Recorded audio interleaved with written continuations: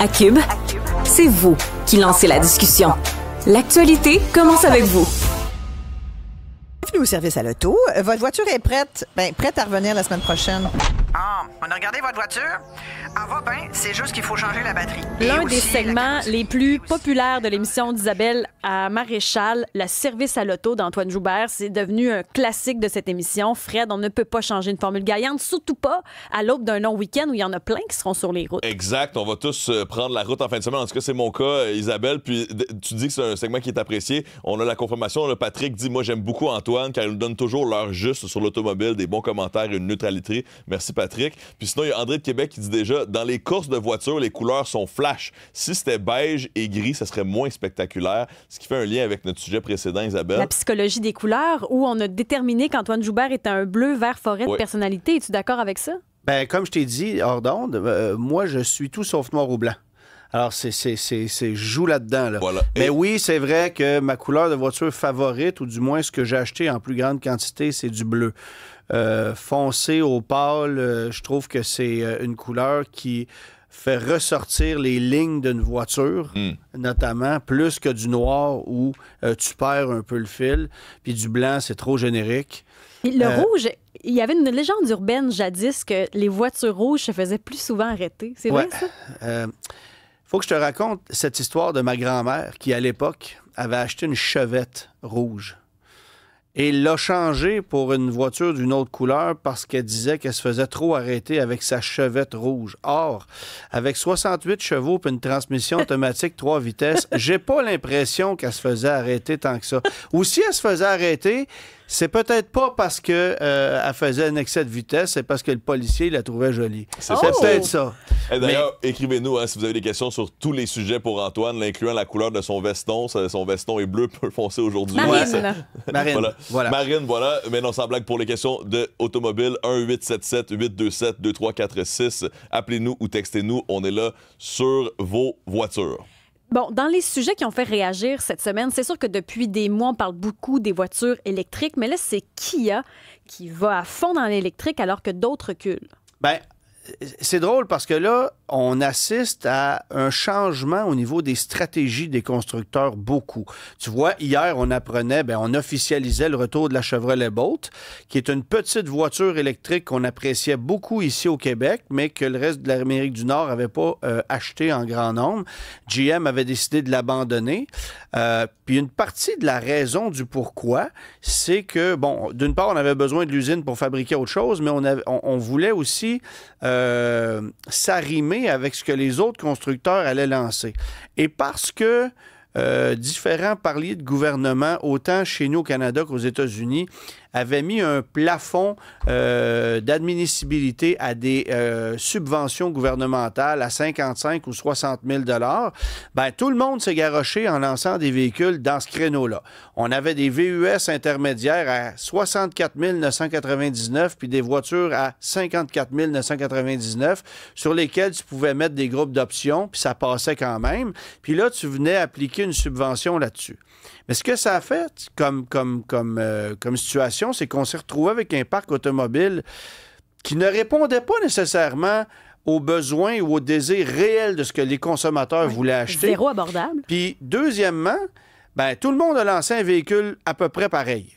Donc, tu sais, variation sur un même thème, mais ça avait 400 km d'autonomie, X nombre de chevaux de puissance, X espace à l'intérieur, les looks étaient tous à peu près pareils. Donc, peu d'originalité. Et là, avec le retrait des subventions, ou du moins avec le réveil des constructeurs automobiles de dire « Hey, regarde, là, les décisions gouvernementales, ça n'a pas de bon sens. Nous autres, on va user de notre stratégie, puis on va essayer de se distinguer à notre façon et non pas de la façon dont les gouvernements vont nous dire d'agir. » Puis évidemment, il faut prendre ça avec un grain de sel parce que comprenez un truc, c'est que les constructeurs automobiles développent des véhicules 4, 5, 6 ans avant qu'ils arrivent sur le marché. Donc, c'est clair que la décision n'a pas été prise la semaine passée sur le véhicule qui va arriver la semaine prochaine. Cela étant dit, Kia et Hyundai sont des constructeurs qui croient énormément en l'électrique et qui amènent des véhicules qui, je pense, sont drôlement mieux adaptés aux besoins et aux désirs réels des consommateurs. Et on en a la preuve avec ce qu'on va lancer dans la prochaine année chez Kia. 4 nouveautés électriques. Ça va commencer avec une EV4 qui va être lancée d'ici la fin de l'année. Une petite berline. Ben, c'est une berline façon Honda Civic, là, mais en tout électrique. On n'a pas les prix, là, mais comprenez que ça va être un véhicule très compétitif en termes de prix. Se vendre bien, ça. C'est plus petit que... le véhicule qu'on voit à l'écran, pour ceux qui nous regardent, c'est le prototype qui a mené à la EV4, mais les lignes sont quand même assez semblables. Et grosso modo, c'est un véhicule qui est quand même plus petit qu'une Ioniq 6 qu'on a lancé récemment, qui se situe plus dans le format d'une Model 3, mais qui va forcément être beaucoup plus abordable. Puis plus abordable, est-ce qu'on peut avoir en bas de 50 000 ou c'est impossible de penser ça? Ça pourrait être en bas de 50 000 en prix d'entrée. Là. Oui, absolument. Puis moi, j'ai l'impression que ça va être peut-être autour de 45, puis après ça, on aura des versions un peu plus performantes. On va aller jouer dans ce territoire-là. Il va y avoir le V5 qui va arriver. On est dans le VUS. Dans le VUS, donc format d'un Sportage, mais avec le look d'un EV9 passé dans sécheuse. Ça donne un EV5. Plus facile à stationner. Plus facile à stationner, puis avec un beau look, avec des trucs que les gens veulent avoir. Les petites familles veulent avoir un véhicule polyvalent, tout ça. Bien là, on va l'offrir. Et la particularité de ce véhicule-là, c'est qu'il ne sera pas vendu aux États-Unis parce qu'il est fabriqué en Corée. Donc, les Américains ne le prennent pas parce qu'il y a des tarifs du côté des États-Unis. Mais chez nous, au Canada, on l'adopte. Et ça, c'est le truc que j'aime beaucoup de ce temps-là, c'est de constater que là, le paysage automobile canadien va changer plus que jamais par rapport à celui des Américains parce qu'on va commercialiser chez nous des véhicules qui ne seront pas offerts l'autre bord et vice-versa. Tu vois, on fabrique la Kia EV6 du côté des États-Unis. On a cessé son importation au Canada parce que là, il y a un contre-tarif de 25 % qui vient s'appliquer, puis ça n'a plus de bon sens. Tu sais, il y en a beaucoup qui disaient ça par rapport aux véhicules électriques, que si on était plus compétitif, s'il n'y avait plus de modèles sur le marché, ça aiderait à diminuer les prix.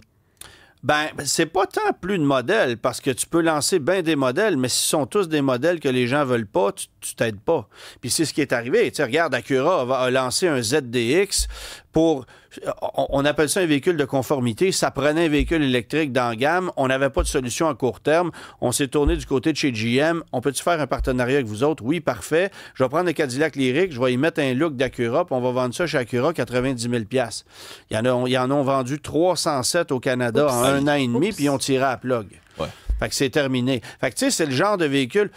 Le plus bel exemple qui a été hautement médiatisé, c'est le Volkswagen ID Buzz. Il a fait rêver ce véhicule-là. Eh oui. On l'attendait depuis 5-6 ans. On a vu tous les prototypes, les variations. Les gens sont allés mener leur nom au concessionnaire il y a 3 ans en disant « Je vais être le premier à l'avoir. » Puis ils mettaient des dépôts, puis pas de problème. Là, le véhicule est arrivé. C'est 85 000 $, puis ça a 350 km d'autonomie, puis tout le monde a repris leur dépôt. Ah oui. Et là, ce qu'on constate, c'est que ce véhicule-là ne se vend pas du tout et Volkswagen met des rabais de plus de 20 000 $ sur ces véhicules pour tenter de liquider les stocks. Et je donne pas cher de la peau de ce véhicule-là à moyen terme parce que le marché, on a complètement échappé le marché et pourtant, on partait d'une bonne base. Là. Puis pourtant, là, en ce moment, le gouvernement, tu sais, bifurque. Là, on étire l'électrification. Ça doit changer quelque chose pour... Ben, écoute, on en parlait la semaine dernière avec Isabelle. Il y a 2 semaines, en fait, là, on a parlé avec le ministre Drainville qui a retiré l'objectif de zéro émission pour 2035. On l'a rabaissé légèrement. Moi, j'ai levé la main puis j'ai fait, M. Drainville, au passage, enlevez donc les subventions. Ben oui. Parce que ce qu'on constate, c'est que les constructeurs s'ajustent. Donc, si tu as 10 000 de subvention sur un véhicule, le constructeur va le vendre 10 000 plus cher. Si tu enlèves le 10 000 de subvention, le constructeur va le vendre 10 000 moins cher. Je te dis pas que c'est précis à ce point-là, mais c'est clairement ce que je peux constater en ce moment, c'est que un Chevrolet Equinox, un Hyundai Kona électrique, un Toyota BZ4X, un Volkswagen ID4, ils coûtent tous moins cher aujourd'hui avec 4 000 de subvention que ce qu'on payait l'année passée avec 12 000 de subvention. Ouais. Puis c'est parce que les constructeurs se sont ajustés. Fait que le dernier 4 000 qui reste, d'une part, il n'est pas suffisant pour convaincre un consommateur de faire le saut. Parce que quand tu achètes un véhicule à 50 000 $, le 4 000 $, ça peut juste être la différence d'un taux de financement. Puis deuxièmement, ben, on se rend compte que si ce 4 000-là auquel on contribue tous était relégué dans la poche du constructeur, ben, on aurait un autre abaissement de prix.